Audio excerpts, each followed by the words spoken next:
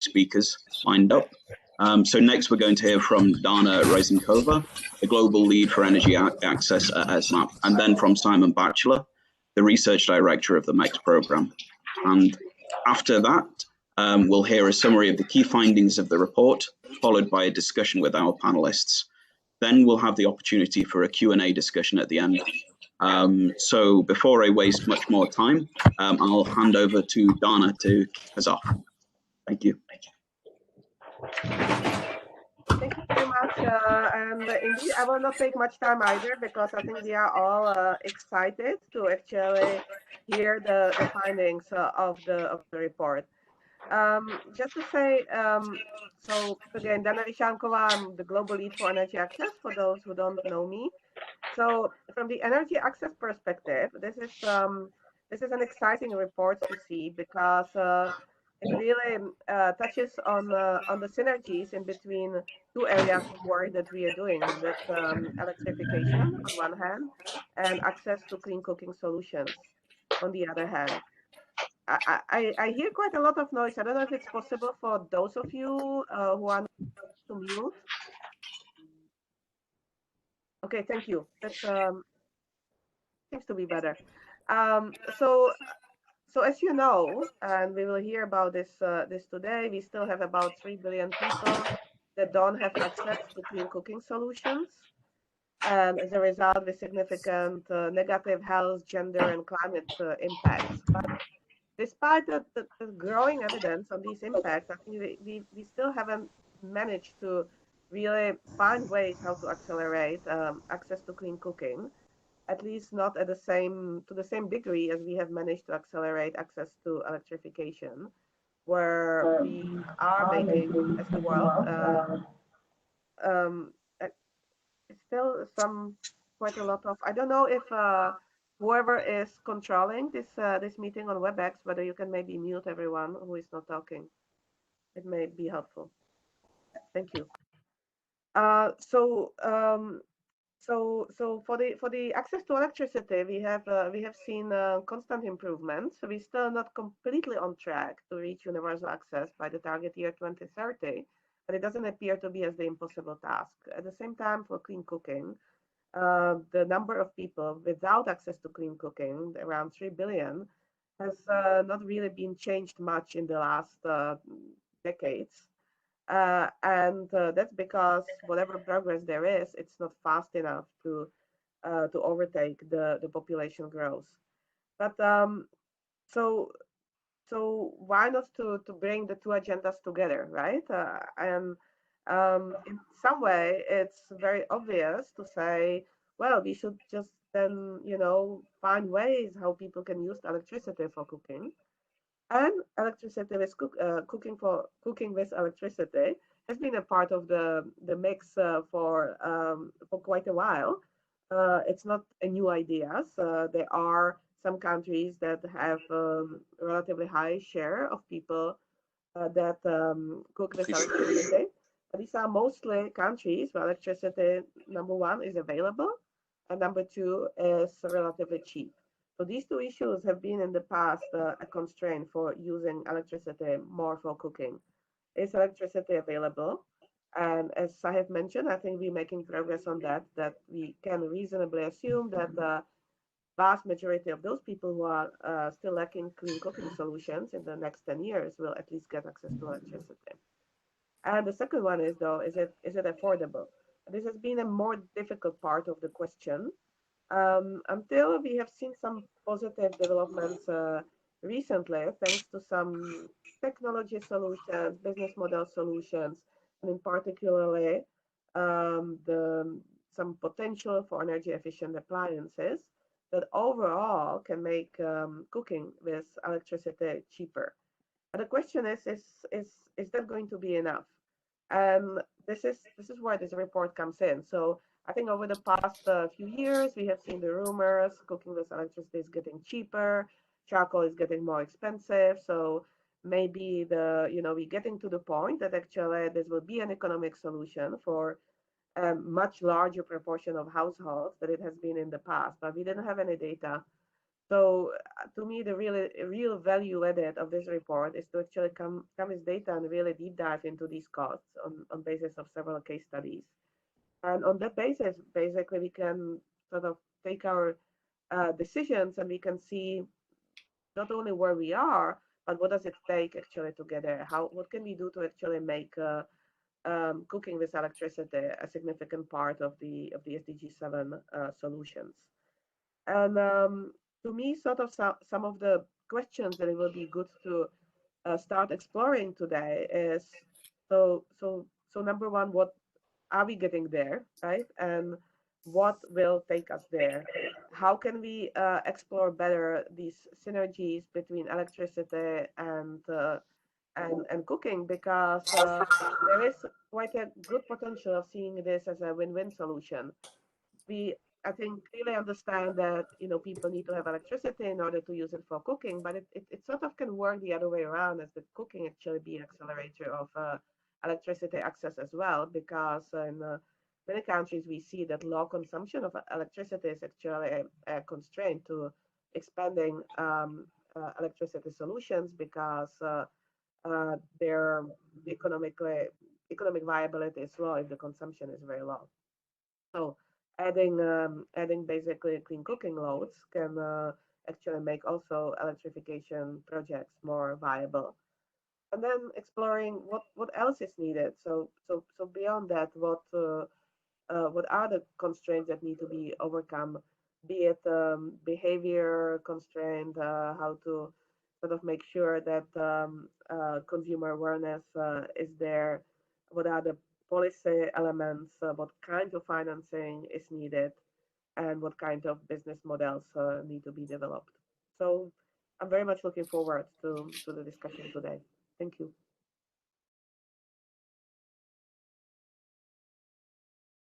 Thank you, Dana. I think next is Simon Batchelor.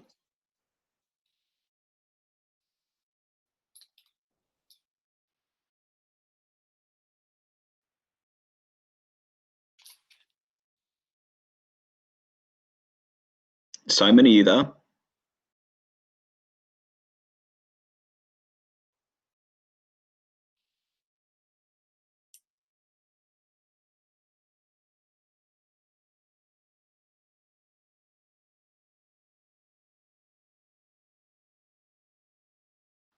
I think we've lost.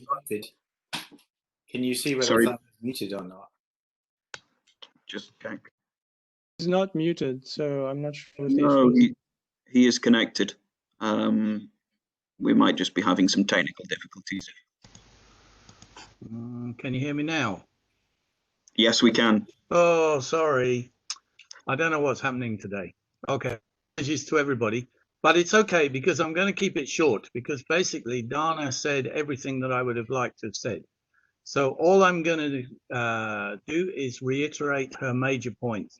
Progress has been made on electrification. Progress is limited on clean cooking.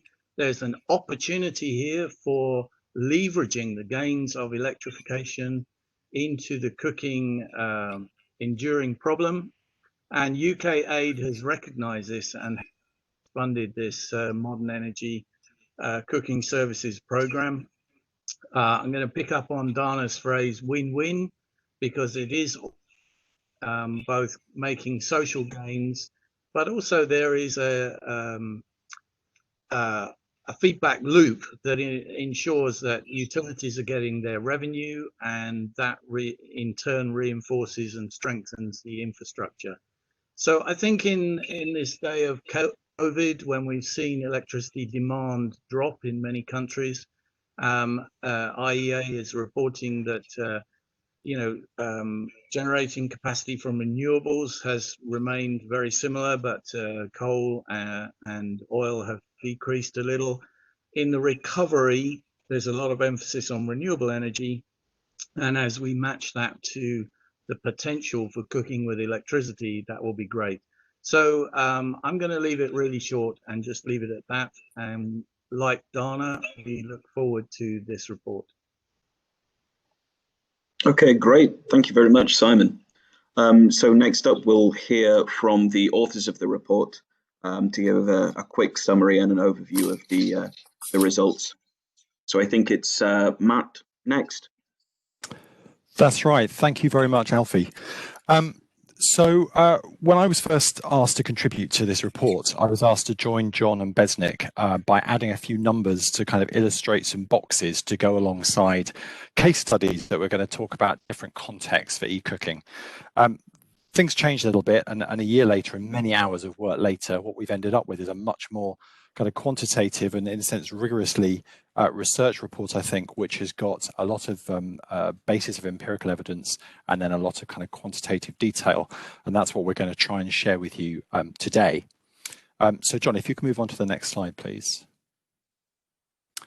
So, I mean, within the background of access that you've just been hearing about, we would point to the fact that there's many different contexts. You know, there's context of people connected to reliable grids, but where e-cooking has always been assumed to be too expensive.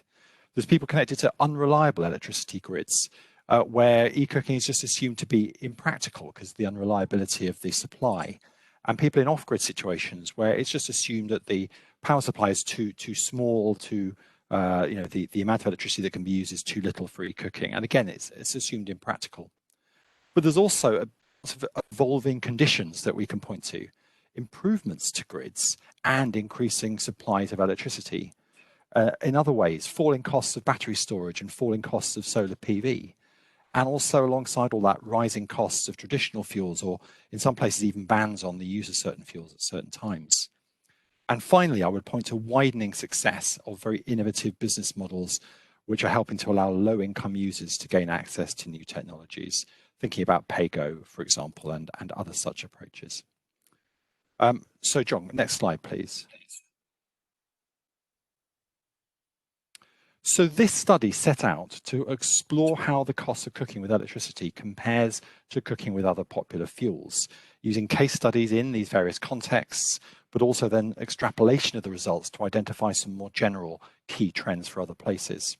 Then we wanted to go on to explore the financing and delivery models that would be needed to reach scale, but how those different delivery models might affect costs of cooking.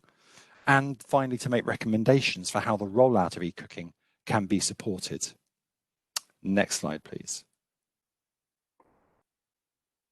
So the range of contexts we explored in the study covers all of those things that I've just talked about. So the electricity access types. So in the chart over on the right-hand side, whether you're grid or mini-grid connected, whether you're off-grid, perhaps with a solar home system.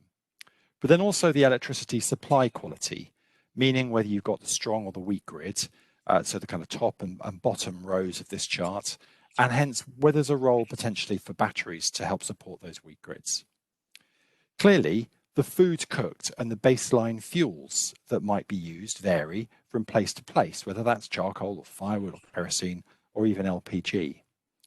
And the different foods and cooking cultures in different places also potentially suit different e-cook appliance options, whether those be hot plates or induction stoves, or higher efficiency options like EPCs, rice cookers, maybe insulated frying pans, electric frying pans in some places.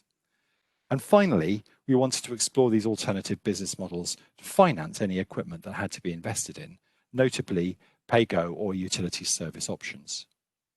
Next slide, please. So we established a set of scenarios for the cooking undertaken in each of our case studies. Earlier cooking studies had shown quite clearly that an EPC, for example, can cook 90% of the typical Kenyan meal or menu. And this is most efficient for very energy intensive meals like heavy foods like beans. And it brings high efficiency and high convenience. So there's both an energy and a cost saving, as well as an attraction to the cook. So we established 3 scenarios in each of our cases for daily cooking. First of all, 100% electric e-cooking, stacking a combination of inefficient appliances like hot plates with some more efficient ones like an electric frying pan with the most efficient, such as an EPC. A second scenario was 50% electric, stacking the most efficient appliances with baseline fuels. And finally, a sort of baseline scenario of 100% cooking with those baseline fuels. Electricity and fuel use for each of those scenarios is derived from empirical data coming from the MECS cooking diary studies that had previously been undertaken in these 4 countries. Next slide, please. And so finally, we brought all of this together by further developing an eCook model that I'd first put together in 2015 in early proof of concept work for eCooking. This is a system design and sizing model, starting from the cooking services wanted over on the right-hand side, and then sizing components as you go from right to left up the supply chain, depending on the specific context being studied, whether it's grid or solar PV, whether there's a battery pack involved, and so on. This is techno-economic modeling, and discounted cash flow analysis is used to calculate the levelized cost of cooking. In fact, we've tended to express that as the monthly cost of cooking to the end user. There are many uncertain parameters across this system, clearly, and alternative assumptions are used for the key parameters, things like fuel prices, battery and PV prices, battery performance, and life. So all of our results, as you'll see a little bit later, are expressed as a range of outcomes in terms of monthly cost of cooking, dependent on the specific values chosen for those parameters. And finally, we've modeled eCook systems installed either in 2020 or in a few years' time in 2025. Next slide, please. So we assembled 5 case studies cutting across the various access contexts and eCook options and rooted in local evidence. And the 5 case studies are illustrated here with the different contexts over on the right-hand side, the different eCook appliances on the left-hand side, and noting which countries the empirical data that's used to underpin those case studies comes from. And I'm going to hand over to Jon now, who's going to outline the cases and show you our key results. Thanks. Thanks, Matt. Can everyone hear me okay? Yep. Yeah. Brilliant, thank you. So we have this range of case studies which illustrates the opportunities that we see for cooking with electricity in off-grid, mini-grid, and on-grid environments. We have a range of different appliances, as Matt suggested, that are tailored to the cooking culture in each context. And also we explore different value propositions, both to the end user, the everyday cook, and to the energy service provider. So this plot here is an overview of all of the case studies. What we're doing is presenting the cost of the cooking service to the consumer, measured in US dollars per month. In each context, we modeled a range of popular fuels and a range of e-cooking system architectures and fuel stacking scenarios, but we're just showing here the most popular biomass fuel and the most viable electric cooking system architecture and fuel stacking scenario. So onto our first case study, we're looking at Kenya, looking at the on-grid context in Nairobi in particular. So I'm going to play a video. Please do tell me if the sound or anything doesn't work. In this video, I'd like to introduce Martha Kamanu Matugi from Kenya Power. When you cook certain foods using electricity, you cook with charcoal or kerosene, we found that electricity is 5 times cheaper. If you look at the amount of money the average home will spend on these other fuels, it means they have some money which they can spare to use for buying this equipment. If only the payments can be spread out. So if they had a convenient way of paying, if they had a way of getting this equipment upfront, if there was awareness that this is a good thing, that it will save them money, it will be good for their health, I think that would be what would unlock this situation, and we'd get more and more Kenyans cooking with electricity. So I'm going to assume the sound was okay on that because no one's told me otherwise. I shall continue. In Kenya, then, the last mile connectivity project has been successful in raising electricity access rates from 29 to 73% in just 5 years. However, many of these new customers have extremely low energy demand, which means that they bring in limited extra revenue for the utility. Meanwhile, the cost of connecting and maintaining infrastructure in rural areas is much higher.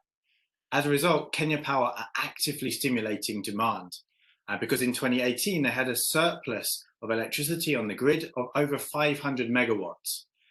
0% of the population currently primarily cook with electricity, so they saw the opportunity to create the Pika na Power program, or the Cooking with Electricity program, which you see pictured here.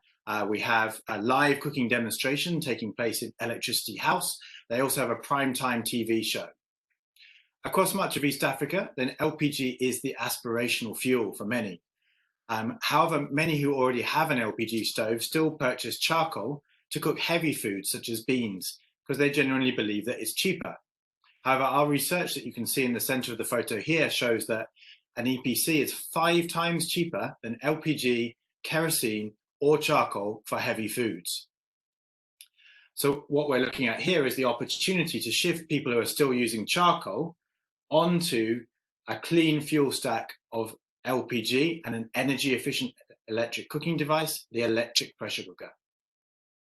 But what about the costs? Well, looking here, focusing on the left-hand side of the diagram, we can see that charcoal prices in Nairobi are very high, as the surrounding forests are already depleted.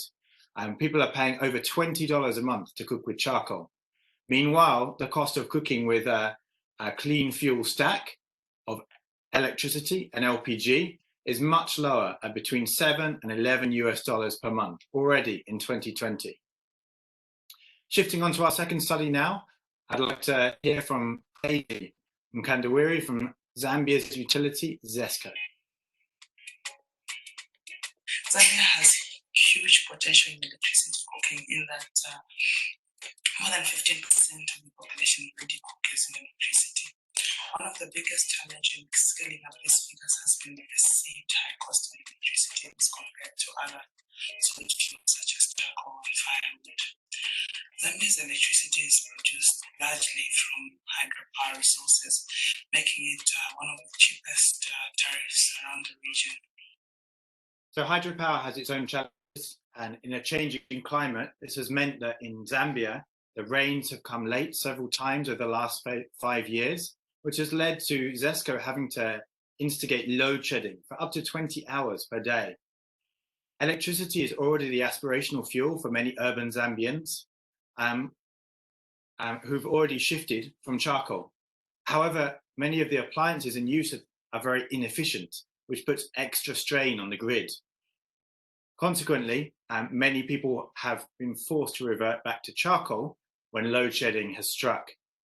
What we see is an opportunity to manage demand on an overloaded grid by using energy efficient appliances and also supporting these cooking loads with a battery. But how much does this cost? Well, charcoal is a lot cheaper in Lusaka than it is in Nairobi, but also the electricity tariff is much cheaper too, which means that cooking with energy efficient electric appliances supported by a battery is already cheaper than charcoal in 2020 and is set to get even cheaper in 2025. So for our third case study, I'd like to hear from Dipti Vergela from HP MECS. Less than 40% of Myanmar has been electrified using the national grid. Thousands of communities have built their own pico, micro, and mini hydropower systems. These communities are very concerned about so much forest being depleted with the increased usage of fuel wood. We are supporting these communities to transition to electric cooking through our action research. So in Myanmar, we're looking at the opportunity to shift people from firewood to energy efficient appliances. E-cooking is already aspirational across much of Myanmar, and energy efficient appliances are already widely adopted, even on some micro hydropower systems. However, a major constraint that hydropower grids face is peak loading, which often prevents people from cooking when they want to. Here we're looking at the opportunity to charge a household battery during off-peak times to enable electric cooking 24 hours a day. But how much does it cost? Well, many people are collecting firewood, and those that are paying relatively low prices. However, the micro hydropower tariffs are also quite low. This means that battery-supported electric cooking is often already cost competitive with firewood. So for our fourth case study, we're taking a look at Tanzania's world-leading solar hybrid mini-grid sector. Let's hear from Mr. Flore from Tetedo. develop a hybrid solar mini grid at the Kibindu village located 200 kilometers from Kaslam.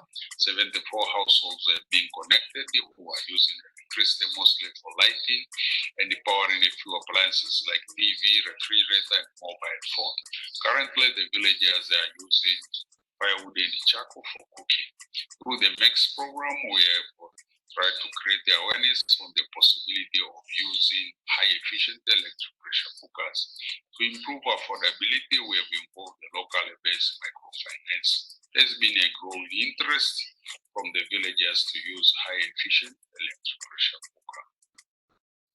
So in Kibindu, then charcoal is increasingly being used as a cooking fuel, as access to the bush for firewood collection becomes more difficult. So we're looking at the opportunity here to promote EPCs and a clean fuel stack with LPG for the foods that are difficult to cook in the EPC. Again, how much does it cost? Well, in Kibindu, then charcoal prices are relatively low and the mini-grid tariffs are very high. However, they are falling rapidly. This means that by 2025, when solar hybrid mini-grid tariffs are expected to be half what they are now, then electric cooking, although it's still more expensive than charcoal, it's only marginally so. So Besnik is going to go through some ideas for how this cost viability gap could be plugged, with ideas such as carbon financing or off-peak tariffs to incentivize daytime cooking when surplus solar energy may be available.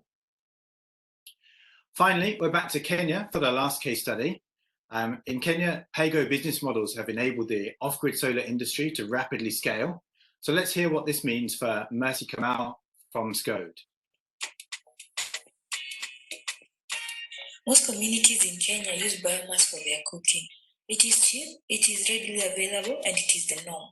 As such, we are working with these communities to demonstrate to them that electricity is safe and it is affordable and it is also convenient for their usage.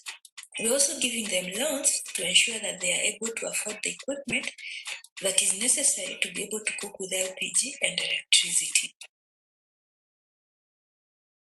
So in Echureria, in many counties, in many areas of rural Nakuru County, then charcoal is now commonly used amongst households who formerly relied almost exclusively on firewood. So here we're again looking at the opportunity to transition from charcoal onto energy efficient electric appliances, in particular an EPC, powered by a solar home system sized for cooking, with the remainder of cooking done on LPG in a clean fuel stack. So charcoal in Echureria is more expensive than it is in Kibindu in Tanzania in case study 4, as the region is heavily deforested. This means that the cost of cooking on the solar home system sized for cooking paired with LPG is already comparable with charcoal in 2020. Now by 2025, it's likely to be cheaper for people to cook with a solar home system and a clean fuel stack than charcoal. So finally, well, I imagine many of you are thinking, what about the other contexts that we're interested in? This is just 5 specific places. Well, we do have a section with a cross-cutting analysis, which is drawing out generalizable findings. We have a variety of plots that are available showing the key trends. So I do invite you to dip into the report summary and the full technical report for these kind of findings. Unfortunately, in this short period we've got now, I can just give you a snapshot of what we've got in there before handing over to Besnik for the delivery models, financing, and recommendation sections. Over to you, Besnik. Thanks, John. Yeah, so as we saw, even though the cost equation for components and appliances is starting to look more favorable, these solutions still require creative approaches to delivery and financing, and these two go hand in hand. Financing is needed across the entire value chain, and the key is to use as much of the existing infrastructure as possible and existing models that have been developed by service providers. This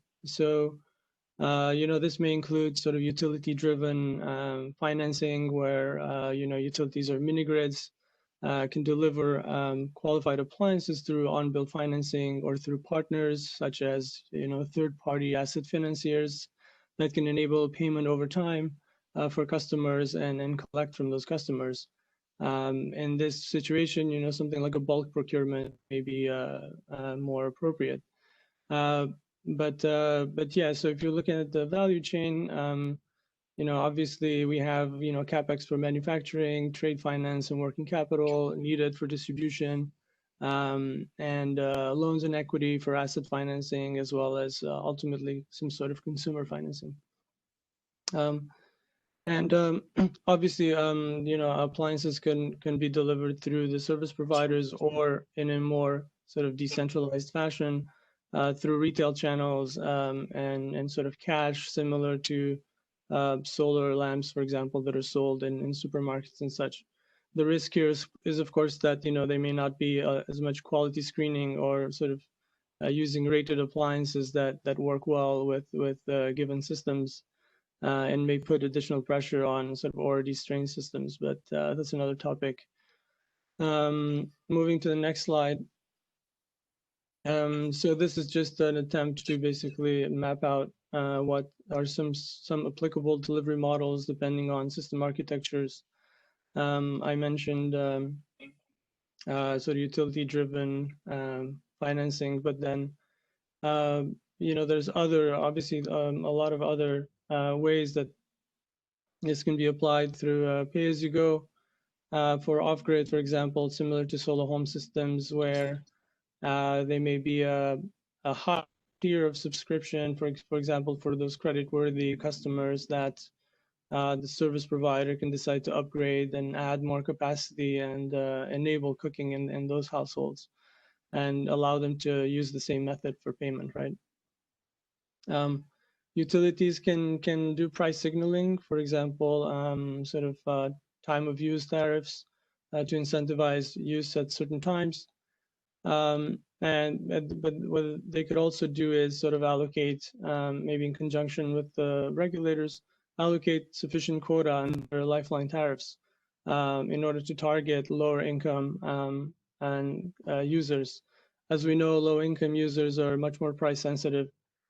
So potentially this could be financed through some sort of subsidy, either through government programs, donor programs, or even cross subsidies in case of strong utilities that can kind of levy other users in order to subsidize the cost of and expand the kind of lifeline tariff rates for to enable the low-income users to cook with electricity. There's other ideas as well that you can kind of explore in the report itself, such as, how do we, for example, couple, can we couple productive use methods where, users are generating an income, and that income sort of allows them to finance the costs of electric cooking, which can be quite high, but through the income generation that may be possible. And their capacity, and typically for solar irrigation, sometimes the capacity is large enough to accommodate other appliances as well. So there could be creative ways of bundling that in a way to create opportunities. And yeah, so, and then I wanted to stress out the importance of women's networks and sort of peer-to-peer approaches where, women are, have big social networks, both sort of not only speaking about virtual networks, but just networks in their villages and communities where they can be the best sort of ambassadors for these types of things. And we'll move next to, let's look at some recommendations. Yeah, so this is only possible. I think this is our big sort of message that we like to stress out. This is only possible if electric cooking is really included in investment and delivery planning together with electrification and renewable energy programs. That we can't see this as a standalone sector. We won't be able to raise as much money and to integrate it as well if it's not sort of part of the plan from day one. And this also applies to how we look at the clean cooking sector and the electrification sector, and those silos. We need to break more of those silos and allow the stakeholders from the two including policymakers, the private sector to interact and collaborate more with one another. So yeah, this is sort of the interministerial dialogue, creating that at the country level as well, and in our organizations, interdisciplinary dialogue. Yeah, I think I already talked about this, sort of looking at price signaling and what can be done for those who are price sensitive. How can we encourage off-peak, how can we use discounts for off-peak tariffs and expansion of lifeline tariffs? But we do like to stress that this is only possible if the utility is in such a position to do this, right? Or if they have specific help. Otherwise, it could put utility in a worse financial position than before. And moving to the last slide. Yeah, so I already mentioned that there's already some strong delivery models that we can kind of try and use as much as possible, their experiences and services and infrastructure that was built. There could be sort of some financing instruments like grants, social impact investments that can come in handy in a way to mobilize more funding for this. And things like results-based financing and impact investment tend to tie well with this, because there's such tangible environmental, gender, and health outcomes that can be both quantified and through methodologies that already exist and monetized, basically sold to organizations, impact investors, and others. Empowering women entrepreneurs to lead the development of and dissemination of e-cooking solutions through their networks. And lastly, in terms of awareness raising, it's really important to have these sort of participatory experiences, demonstrations, demonstrations of how the devices work, cooking shows, product trial periods, and things that can really show others, how what the experience is actually like, and then allow them to make a decision for themselves. With that, I'll close my my short presentation, and I think we'll be moving to the panelists next. Thank you.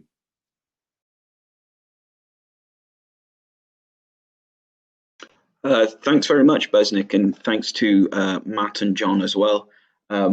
Hopefully my connection is working now, so you're all able to hear me. So as Besnik said, next up we have panel discussion. So before we get on to the panelists and hear from them, I'm going to pose 3 questions for the panelists to discuss. These 3 questions being, what opportunities do you see for cooking with electricity? What are the challenges for cooking with electricity? And then finally, what can be done to accelerate progress? So first of all, I'd like to ask Karuna Bajrachaya from the Clean Cooking Alliance to pose some answers to these questions. Karuna, please.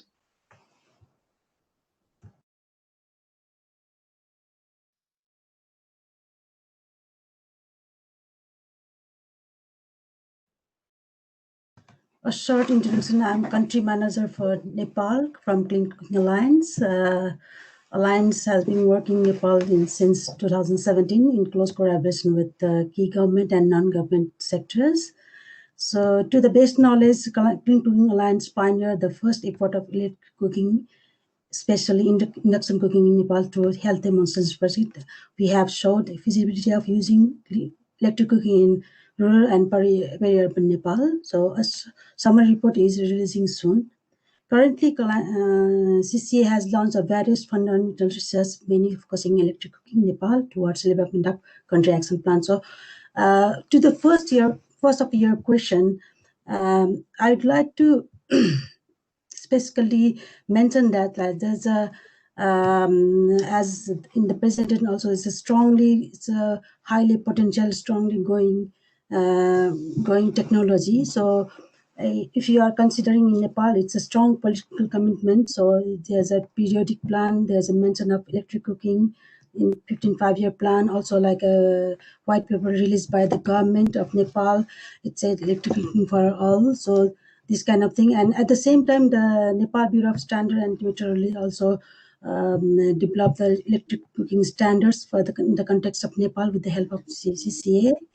And the availability of range of e-cooking alliances in also this is the good opportunity, and even like a 40% cheaper than the LPG for the cooking, and the 32% quicker than the cooking in an LPG. This is also good opportunity for.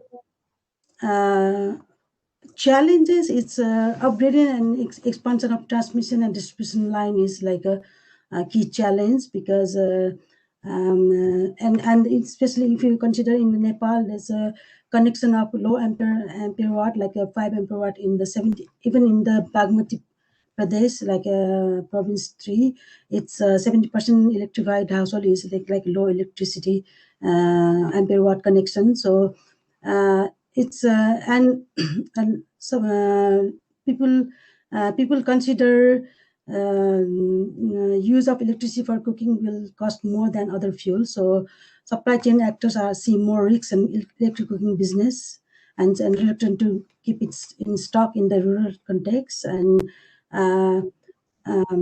it's a low possibility to mini grid area, like already constructed mini grid area.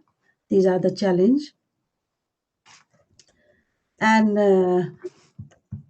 further, what to accelerate, what can be done to accelerate? So a significant scale up of electric cooking adoption would require upgrade of transmission and distribution infrastructure, at least 15 ampere watt electric connection to upgrade in, and even like a upgrade in electric wiring in within the homes.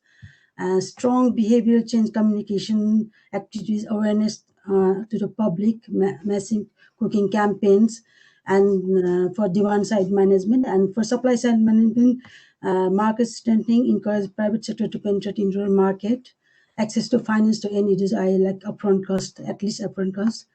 And for like bottom up pyramid group, it can be done in the conditional cash transfer and the pay as you go. This is also one of the good model, and strong stakeholder coordination is required for this sector, because as time comes, like many players is active in electric cooking, so strong coordination is needed.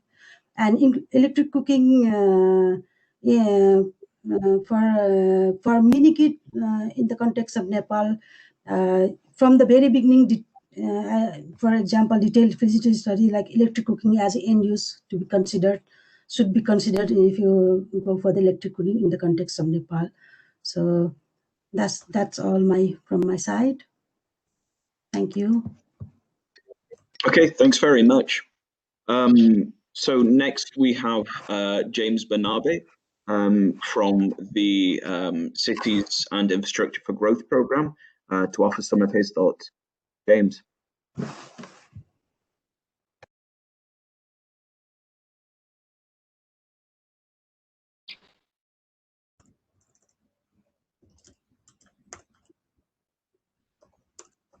Thank you so much for this opportunity.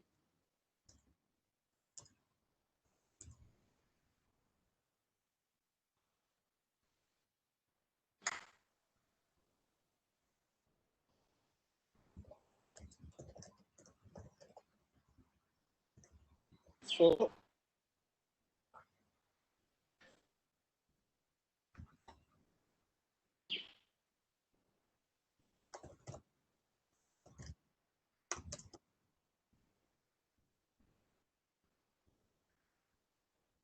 I think, James, you may want to switch off the video because we cannot hear you.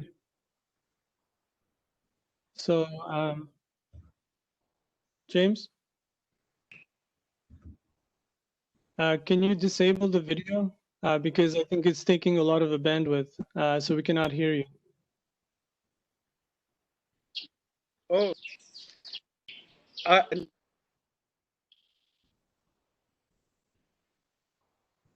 disable.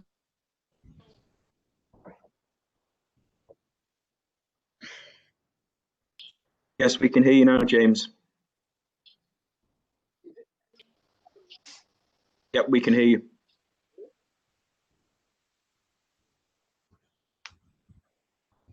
Yes, we can hear you, James. Please continue.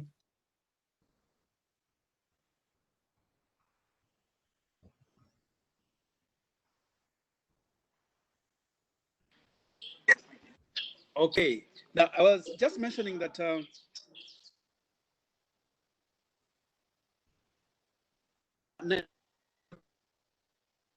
done using biomass, and as your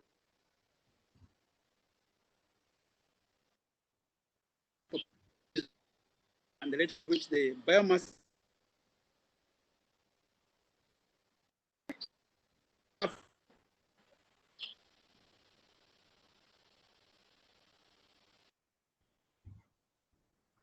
for you the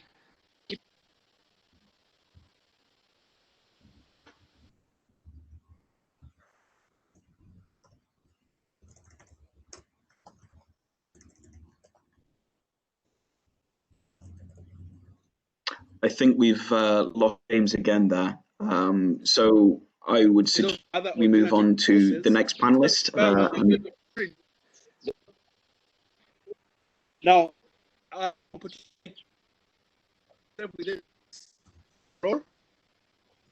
instead of using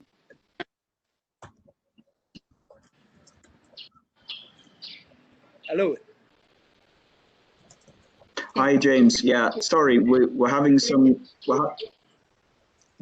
connection difficulties. I would suggest we move on to the next panelist, and perhaps we can come back to you as part of the question and answer session in a little while. Okay. So to keep things moving, can Nipanika Pereira from the International Institute of Environment and Development present some of your thoughts, please, Nipanika? Great. Hi, Alfie. Can you hear me okay? We can hear you fine. Okay, perfect, great. So my name is Nipanika Pereira, and I am an energy researcher with the International Institute for Environment and Development, IIED. Our work in the energy team has a very strong focus on finance and delivery models for decentralized renewable energy and productive use of energy. And I want today to add some points from IIED's research to broaden discussion today, and perhaps to add some deeper analysis to think about as we look forward for sort of accelerating progress in e-cooking and also sort of achieving the SDG 7 goals. So from my research, looking a bit closely at financing, I think there is a lot being discussed already on how e-cooking has the potential to become a cost-effective solution option for some consumers and its potential delivery models. And what is important here is to really identify who this segment of consumers is, and identify the specific financing and business models that can work for scaling up in areas or in regions where there is potential for growing e-cooking. IIED's recent research on inclusive planning and financing decentralized renewable energy show that there is no silver bullet. Different types of financing is needed depending on different end users, affordability, context, and market penetration. And this is very relevant for e-cooking. For instance, subsidies, as we heard now, can play a key role, but there is a need for targeting better.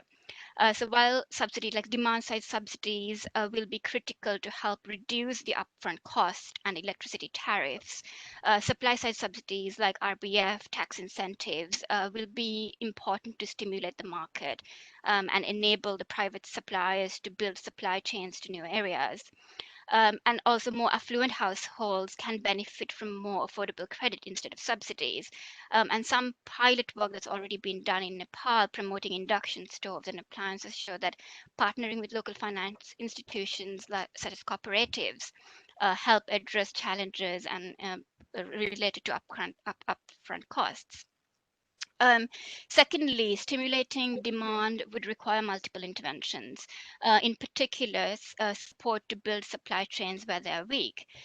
From my experience in productive use of energy, there is a lot that can be learned from ongoing interventions and research around there that could be applicable in the e-cooking context. One example I wanted to highlight here is the Energy Change Lab work in Tanzania, a social innovation initiative that IIED has been leading for a few years together with HEWAS.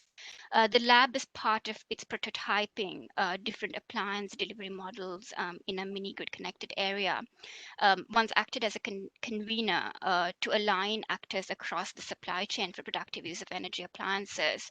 And this included suppliers, agents, transporters, distributors, technicians, and even the local financiers. And what this helped really is to design appropriate and practical solutions for extending supply chains for PUE. The lab also received ongoing feedback from communities and partners to make iterations to the prototype. For instance, building in appliance demonstrations that help to increase buy-in from local communities, entrepreneurs, and also energy suppliers. So these type of similar interventions could accelerate, help acceleration of e-cooking as well. Thirdly, and I think most importantly, is understanding the end user, the context, and their needs better.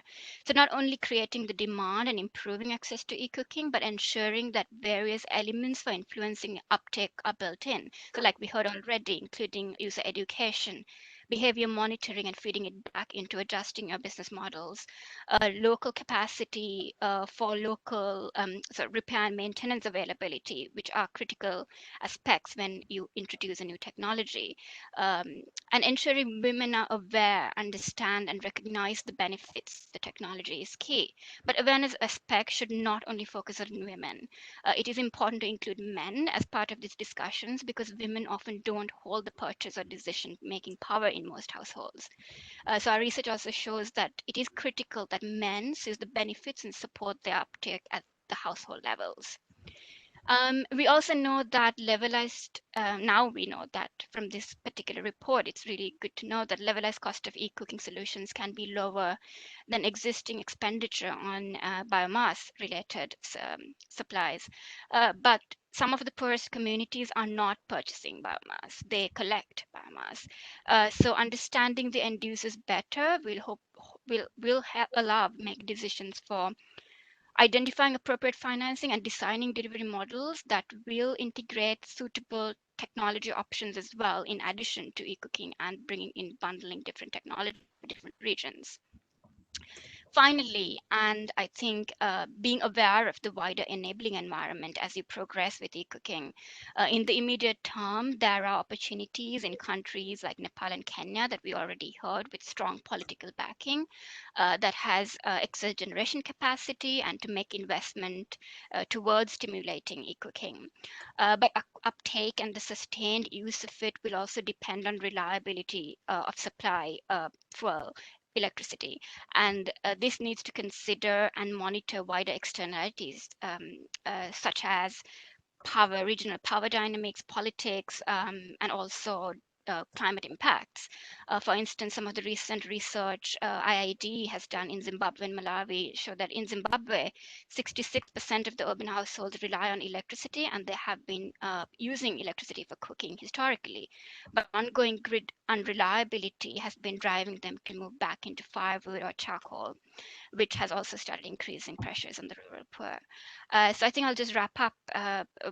It's just, I think, really to show that sustainable transition into e-cooking, like we heard from the various panelists in the presentation today, needs different pieces to come together and different actors to really work together. Thank you.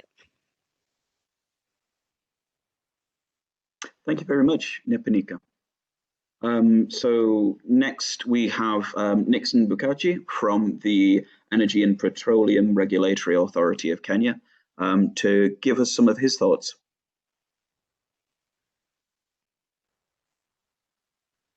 Okay, thank you. You can hear me? We can hear you, Nixon. Go ahead. Thanks. So mine will be inclined towards use of electricity for commercial cooking. Basically, I would want to appreciate the team for looking at the use of off-grid system and the aspect of storage. Because in Kenya, I'm aware one of the challenges that you're having is a low demand during the day, and the demand peaking from 6 in the evening to around 9 in the evening, at this point where we don't have generation from solar, which is one of the technologies that you're looking at to support electric cooking. So basically, it's having countries or economies trying to encourage commercial use of e-cooking, both in hotels and also in institutional facilities, who can take advantage of electricity when we have least demand during the day. Because you'll find during the day what you'd have is, for example, in Kenya, the demand at noon, for example, during the day when you're having peak solar, would be around 1500 megawatts. But this demand would increase to almost more than 2000 megawatts, or almost 2000 megawatts in the evening when we don't have solar. So I think as policy makers and also regulators, we are supposed to think of how we are able to incentivize different users to use electricity during this time when we don't have maximum demand for electric cooking. Those will be my initial thoughts. Thank you.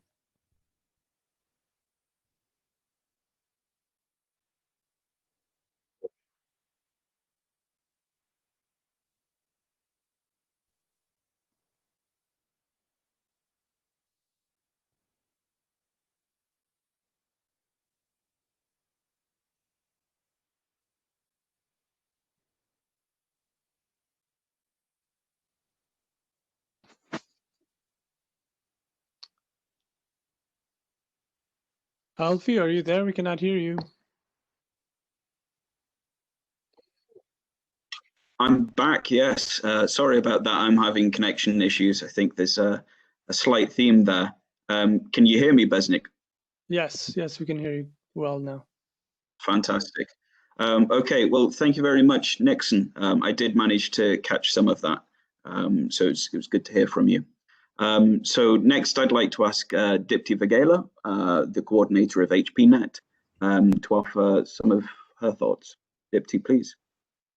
Hi. Yeah, I'm Dipti Vagela. I actually coordinate MECS's work in Myanmar, and I am also the manager of an international network that advances micro and mini hydropower in developing regions of the global south.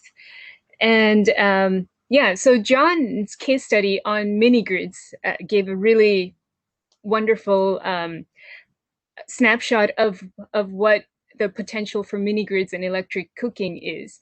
And the case that he featured was actually a microhydro project in Myanmar.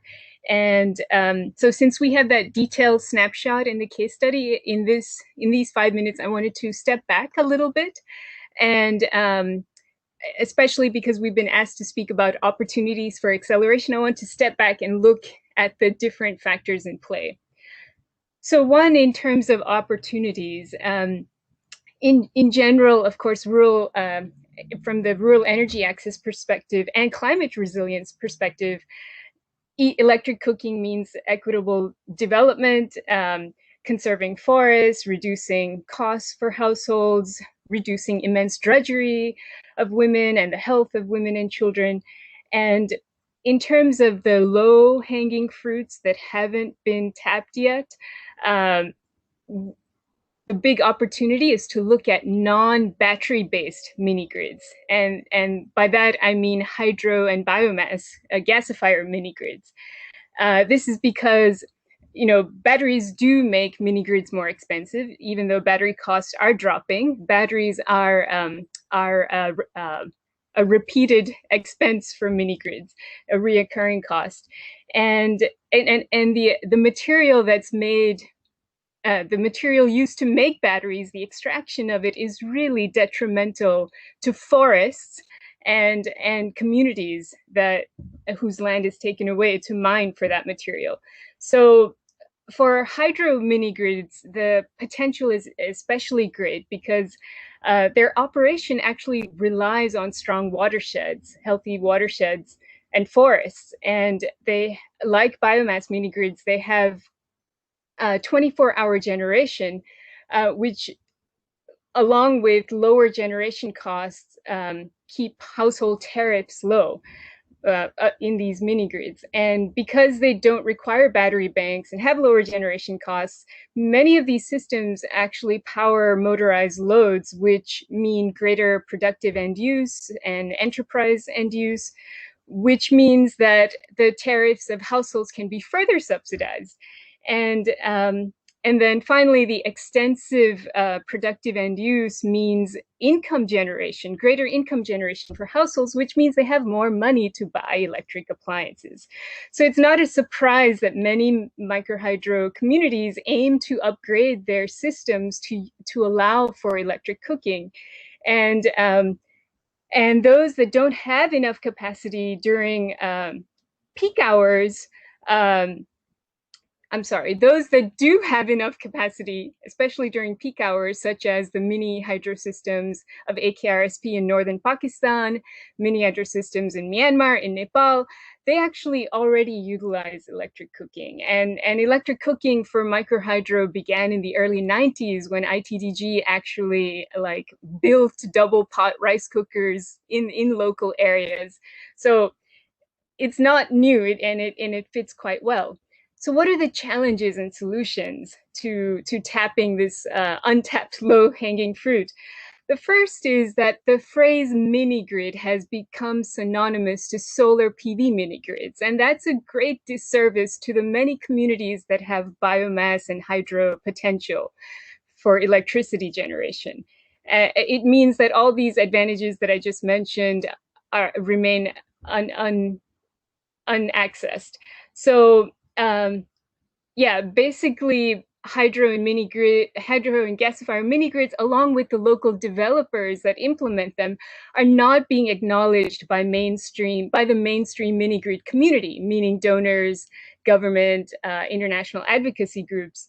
In least cost electrification plan, they are minimized to a footnote, which really makes me, gets to me. And so this means that in mini grid subsidy programs, the program focuses on solar mini grid business models, when actually the models for mini grids that generate 24 hours of electricity are very different from solar PV. So hydro and biomass mini grids have a very different business model. And so the subsidy programs and the whole process needs to be different. In addition, the various recent publications that have come out, SE for All's mini grid, State of the Global Mini Grid report, and AMDA's report, again, minimize, they just completely sideline, unintentionally, but sideline non-PV mini grids. And this is just it's not good for the communities that all of us, seek to empower. But what is the solution for this? The solution for this is to really offer a genuine seat at the table to the actors that work on hydro and biomass mini grids, and for mainstream donors and advocacy groups to develop a sensitivity to this unintentional sidelining, especially to local actors. It's the reason that they don't come out of the woodwork is because many of these actors have been quietly doing this work for 40 years before internet was, mainstream, and many of these are non-English speakers. They're not used to what we're doing now, having a virtual chat. So there has to be a different approach to reach out to these stakeholders. The second challenge of tapping into a non-PV mini grids is peak load, at least for hydro power. Hydropower means you have a finite amount of electricity that can be generated, and during the evening hours is often when everyone uses electricity, but that's also when you need to cook dinner, at least. And so through MECS's work in Myanmar and also Nepal, we are looking at battery-based e-cook solutions and programmable devices, and seeing whether there can be behavior change towards these, what technical innovation is required to make these solutions work. The third challenge is appliance affordability and reliability, which has been, affordability has been covered by the earlier speakers. And in terms of reliability, we actually need to investigate the current reality. We need to collect data on, like, extensive data on what is the reliability of the different electric appliances that we are promoting and wanting rural mini-grid communities to use. Because, you know, especially for a rural household to spend so much money, for example, on an EPC and then have to spend it again a few years later, yeah, it's just not, it's not a good thing. So we need to know what is the appliance reliability and to come up with solutions. I know in Nepal, for example, the work of PIDA has been looking at whether to fix appliances locally, how to get replacement parts. Women become a really big what is the word, solution. Like, so the barefoot model of women solar engineers can actually have women e-cook reliability teams, women that can actually rehabilitate e-cook appliances. So it would be great to see more work in these areas. And finally, just like to end with, how can we accelerate? So we really need to dig deep into the reliability solutions, as well as inclusive multi-stakeholder coordination, where you actually include the hydro and gasifier actors. And we can also look at civil society organizations, conservation organizations, people that don't deal with electricity, but actually deal with forests and climate resilience, and to offer those actors more opportunities to do action research and have their own experiences with promoting electric cooking. I'd like to end at that. Thank you. Thank you so much, Dipti. There was some really great insights there, and it was good to hear your thoughts. So I'm just going to quickly summarize some of James's comments on the situation in Uganda. He's left these in the chat. So James says that the situation in Uganda is similar to the countries in the region.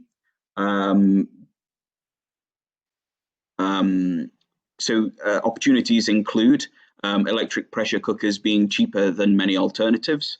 There is surplus generation on the grid in Uganda, and there is government support, as it is currently in the policy for Uganda. Some barriers include that there is a low level of awareness, an absence of marketing outlets, and high initial costs of the electric pressure cookers. As for what can be done with regards to these barriers, engagement with key stakeholders, including government, development partners, regulators, and utilities to design programs. So thank you very much for those thoughts, James. It's good that we've been able to share them. I will now open up the Q&A. So people have been posing questions in the chat, but if you've got any questions for the authors of the report, so including Dr. Simon Batchelor, Jon Leary, Matt Leach, Besnik, of course, and any of the panelists, if you have questions, please either post them in the chat or raise your hand, and I will invite you to pose your questions. So previously we had a question from Nixon. Nixon, if you're there, would you like to come on the microphone and ask that question? Thank you. I think the question was answered. I had two questions. Okay. One was on the, I think in the baseline study, they looked at biomass and not necessarily biofuels as a form of cooking when they were characterizing the baseline. But in Kenya, we have seen quite a significant interest in biofuels, especially in pre-urban areas, in slums and such areas where people are looking at the use of bioethanol for cooking. An example would be a company like Coco Networks. I think it's based in Kenya and also has some putting in Uganda and Botswana. And it could be interesting also to look at how do the costs compare when you bring in biofuels. And maybe the other question was about whether the study was looking at the overall cost of cooking from a household perspective, or trying to relate this with the amount of heat that every source would be able to give, and then with that amount of heat, try to cost that per unit, see how much then it translates to. Those were my 2 comments. Thank you. Okay, thank you, Nixon. Matt, I think you have answered part of that in the chat, but if you'd like to come in and give some comments. Sure, thank you. Yes, I mean, this study was specifically looking at cooking with electricity, and so we didn't set out to explore every possible modern energy cooking solution. So there is clearly further comparative work that perhaps can be done, and that there has been a little bit more about that in the chat. In terms of the modelling approach, I mean, as I tried to indicate, what we started with was real measured evidence about how much people were using of the different baseline fuels in our cooking diary studies, which were undertaken sort of through 2018 largely. And there are reports on the MECS website which speak in great detail to that evidence. And then what we tried to do was to put costs to that, and then say, and if you replaced some portion or all of that cooking by using electricity, with the kind of system modeling that I talked about, how much would that then cost instead? So it goes very much from how much energy is needed of the different fuels to cook based on empirical baseline studies, which are all nicely published and available on the MECS website. I hope that answers the question, Nixon.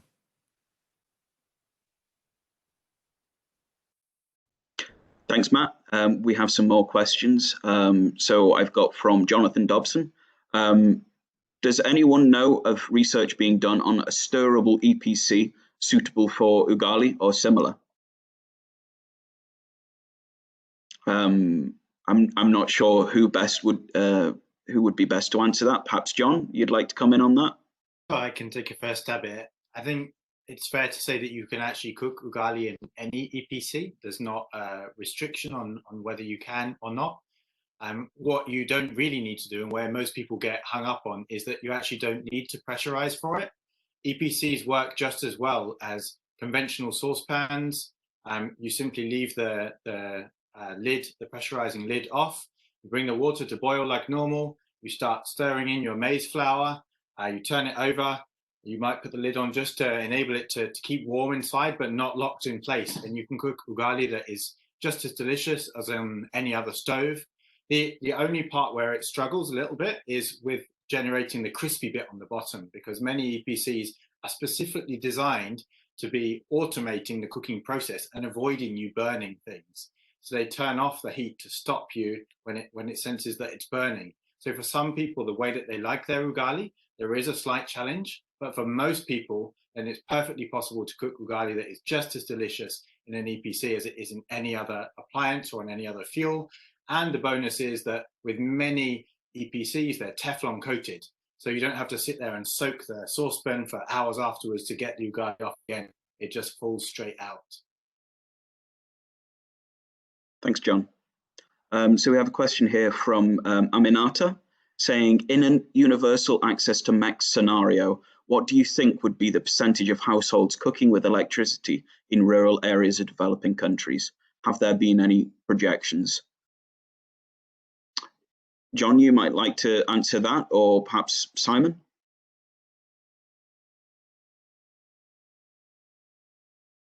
I'll let Simon take a first stab if he wants to. Happy to take it after.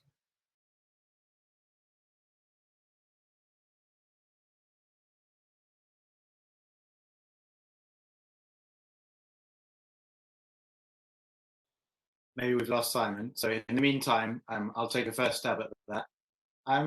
So I'm not aware of studies that are specifically focused on electric cooking actually, as I'm saying that, I have realized that there actually is a study that's been carried out by some of the attendees of the call today. So our friends at HIVOS have carried out a study which is looking at a transition to completely electric cooking looking at a rural village in Kenya. We're trying to backcast and look back in time, imagining that we're now in 2030 and looking back and thinking about how did we get here? How did the transition happen at the various different years between 2020 and 2030? What technology enabled this? What business models, what behavior change had to be in place in order for us to reach that goal? In terms of quantifying the numbers of people cooking with electricity in rural areas, then I'd perhaps also point to our global market assessment that we are currently updating. The global market assessment looks at all global south nations and explores a range of different factors that affect the viability of the electric cooking solutions that we explored in the report. One of the indicators in there is the number of people that are already cooking with electricity. And it may well be, we're currently in the process of redefining the indicators. It may well be that we include separate indicators for how many people are cooking with electricity in rural areas, how many people are cooking in urban areas, because of course the challenges are different. Reaching urban populations, reaching rural populations is a different kettle of fish. Simon, are you back online? Did you want to take another stab at this one?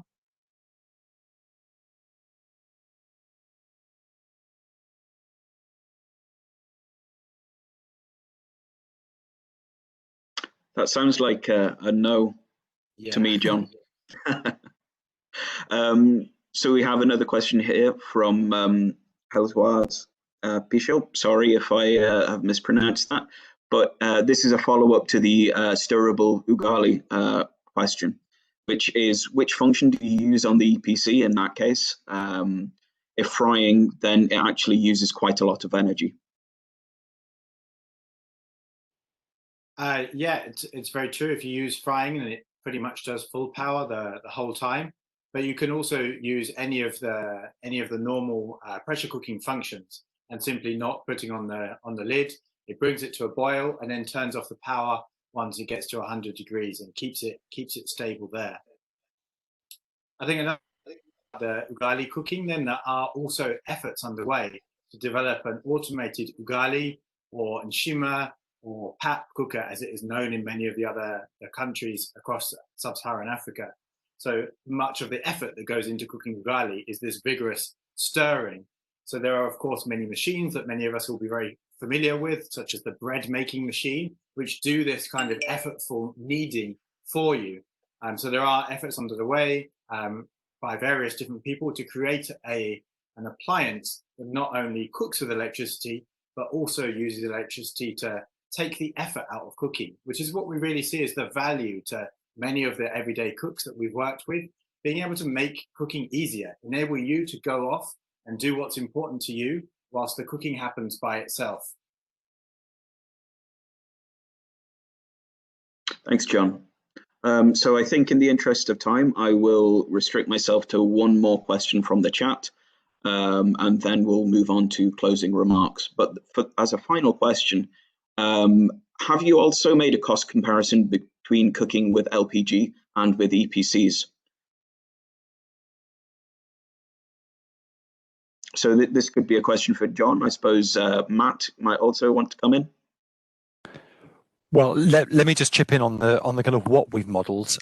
Yes, I mean, many of the 5 case studies included LPG as one of the alternatives.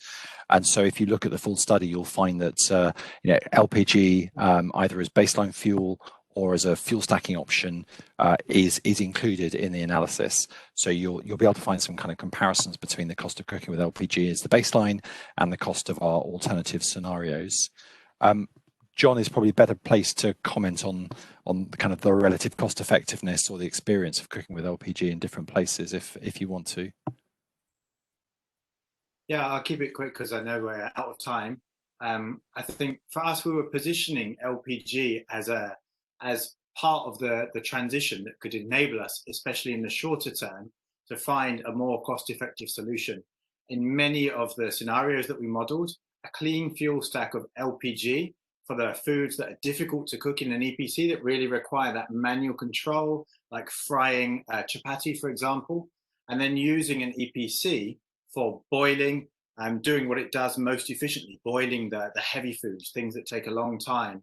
that to us is something that really offers a lot of value in terms of health impacts, and also in terms of convenience for the user, having manual control from the LPG when you want it, and automatic control from electricity when you'd rather just let the device do its own thing, and you can go off and do whatever you want to spend your time on. So I'll just point you to one graph at the end, which does on page 79, which really explores the relative costs of the different fuels, including LPG, and the clean fuel stacking options. And you'll see in the short term, so currently, LPG and electricity in the clean fuel stack is generally the most cost-effective option. But 2025 and beyond, then the fully electric solutions start to become the most cost-effective. So I'll leave it there. Okay, thank you very much, John. And a big thank you to all of our panelists and speakers today. I'm going to keep it very brief and pass over to Professor Ed Brown from Loughborough University to provide some closing remarks. Ed, over to you. Thanks very much, Alfie, and thank you everyone for joining us. I was keeping an eye on the number of participants as we were going through, and I think it peaked at around 160, something like that. So yeah, it's been, I think that was the place that I wanted to start with, really, in terms of just bringing this conversation together. When Simon first started talking to me about cooking with electricity, must have been then around 2013, it was kind of considered completely off the wall. I mean, indeed, my first reaction was, you're completely off the wall. And I think that over the years since then, what I've been delighted to see is that gradually that the idea of cooking with electricity has become part of the conversation. So that to have a meeting where ESMAP, together with the broader MECS team, have produced a major report detailing the feasibility and possibility of cooking with electricity, I think is a really important step. So we're now in a situation where there is beginning to be significant evidence building around the affordability of cooking with electricity on grid, off-grid or on AC mini-grids, and also even on DC standalone systems. We're beginning to see evidence building around what are the implications of increasing cooking loads on national grid systems and also on various types of mini-grid developments. We're also beginning to see a whole range of different studies conducted onto how well does cooking with electricity fit with the cultural milieu, so the ways in which people cook, the types of meals that they cook, the length of time different types of meals take to cook, and how well that fits with cooking with electricity. And what all of that has revealed is that there are real potentials for electric cooking, but that they're not automatic. So in the sense that in some countries, the situation with the state of the national grid means that there's all sorts of opportunities and possibilities. In other, the cost or the makeup of the grid system or the level of demand on that system mean that it's quite different to in other countries. Similarly, there are different segments within countries, different parts of those countries where the discussion is around a whole set of different issues. So I'm really excited to see where we've got to with this, to see the different examples that have been talked about through both the publication itself and the discussions that we've had this afternoon. And I think that when we first started thinking about this issue, it was very much that there was a clean cooking sector over here and an energy access sector over here. What I think this publication does is really finally right that wrong, as it were, that we now are talking about electric cooking as a core component of discussions around the different appliances that are available for clean cooking, but also that cooking is an important component of the discussions about energy access. And I think in some ways we've gone further with the former, and that the real task I think now is to move to actually get those designing mini-grid systems, those designing electrification programs through the national grid, to recognise the importance of ensuring that there is the potential for significant increasing in loads for the majority of customers by moving people onto cooking with electricity. And the final thing I wanted to say is that a lot of talk on this has also been around affordability and around financing needs. And I think that's also something where we're just beginning to get moving on this. And I think on one level, there is a whole set of discussions around, there is a recognition that there's a very limited budget. I think it was Crispin that mentioned in the discussion on the chat that what is the best use of limited availability or limited investment monies that are available when we look at the different alternatives. But I think in some ways also it's a matter of blowing out of the water the very limited amount of funding that there is in the clean cooking sector and looking at the massive amount of funding or much greater amount of funding that there is involved in the broader energy access sector. And finally, also that I think there is a tradition within the energy access sector, particularly when you're looking at grid extension, that subsidization, dare I say it, is not a dirty word.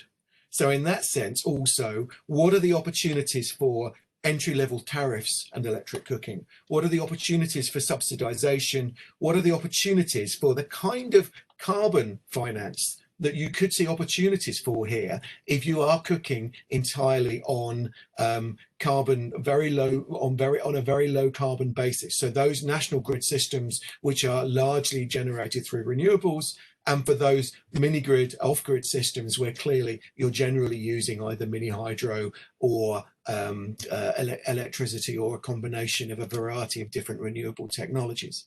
So overall, I think what I wanted to reflect on is how far we've gone, the fact that we do now have the beginnings of a significant amount of evidence in this area, but also not to rest on our laurels. There's an awful lot of work to be done, but there is an awful lot of optimism about what we can achieve together.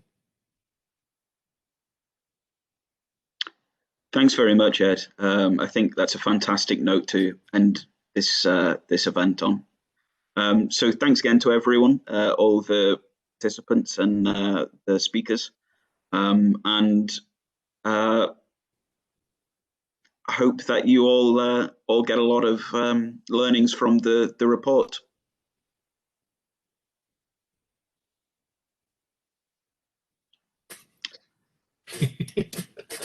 That's me. Yeah. So yep. Thanks again. Thanks again. Thanks, John. Thanks, Besnik, Matt, Simon, panelists, Dipti there. Thank you. Yes. Thank you. Fantastic to see so many people joining. Okay. Thank you, Alfie. Thanks a lot, everyone. Alfie. Bye. Bye. Bye. Bye. Thanks, everyone.